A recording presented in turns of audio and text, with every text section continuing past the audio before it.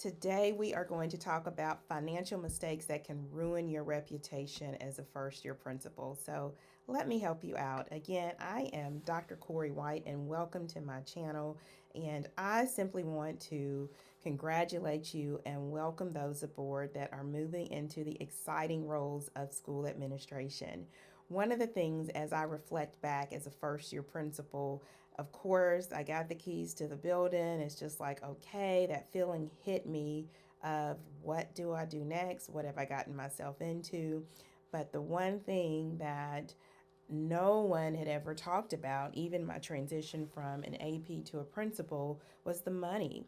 That is something that is very guarded, rightfully so, between that principal and the financial secretary. And so, unfortunately, I was not exposed very much to the financial piece of administration as an assistant principal.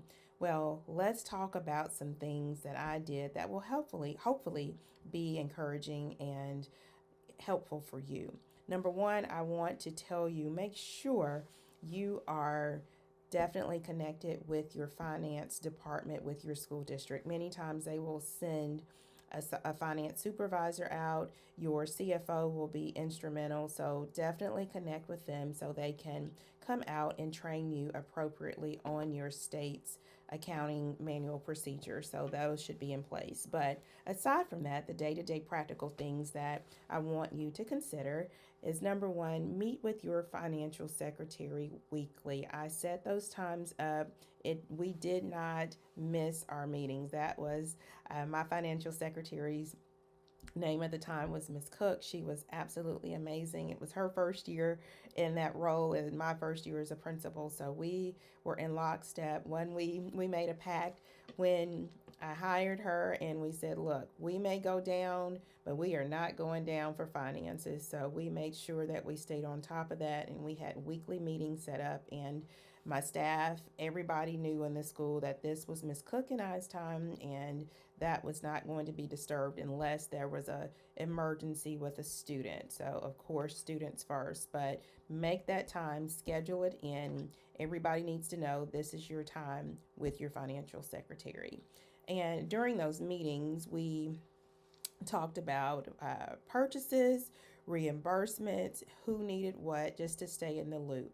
I had a school with over 1,200 students, so we had not only just the day-to-day funds, but the cafeteria funds, which that brought in a lot of money. The after-school club fees and different things. So teachers wanting field trips and those types of things to be paid for. So that was the meeting time where we would discuss if something was approved and all paperwork was in before I signed anything. Number two, we created clear deadlines for check requests. As I just stated, many times my school with elementary babies, we had a lot of field trips or different people coming in, vendors for various things. Well, we talked about this with the entire staff at the beginning of the year. Your lack of planning does not constitute as our emergency. So they knew requesting a check for whatever it was needed to be in the check request at least 2 to 3 weeks in advance. So people planning things knew that they could not wait until the last minute. There was no coming to me at the last minute to get any check signed.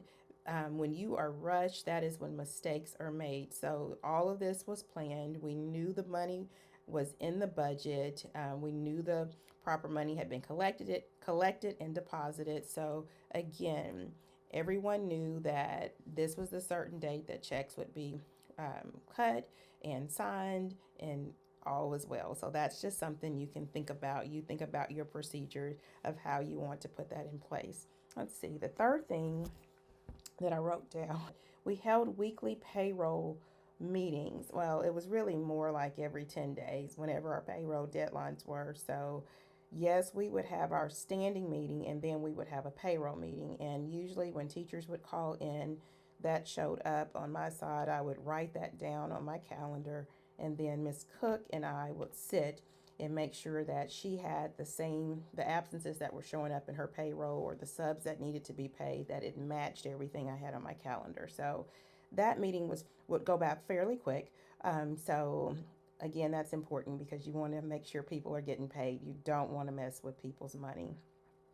Again, The fourth thing that I wrote down, just as a tip for new administrators, I signed checks. There was no stamp.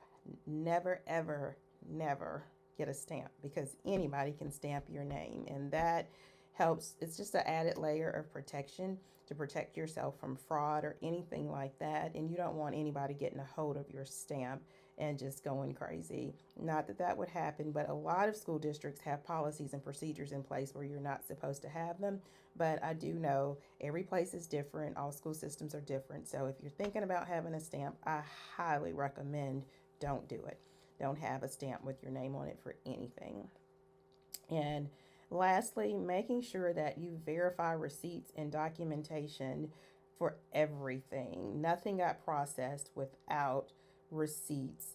And when I'm talking about reimbursements, especially, but now our districts have moved from, they want you teachers to get a purchase orders so they can go through the proper channels to buy things and not have to deal with reimbursements. But in the case that you do have reimbursements, if there was no receipt, and number one, if it was not pre-authorized, and these were all in my school handbook to the employees, they knew you're probably not going to be reimbursed if that was not pre-approved. So you need to set all of those guidelines early. But again, you need to be in lockstep with your financial secretary. He or she will definitely help to keep you out of trouble. Make sure you set the expectations, and please don't just let them be the keeper of all knowledge. You are the principal and you are the instructional leader of that building, and you are there for safety and security, but you're also there to be the financial um, overseer of that school and that budget. So you want to make sure that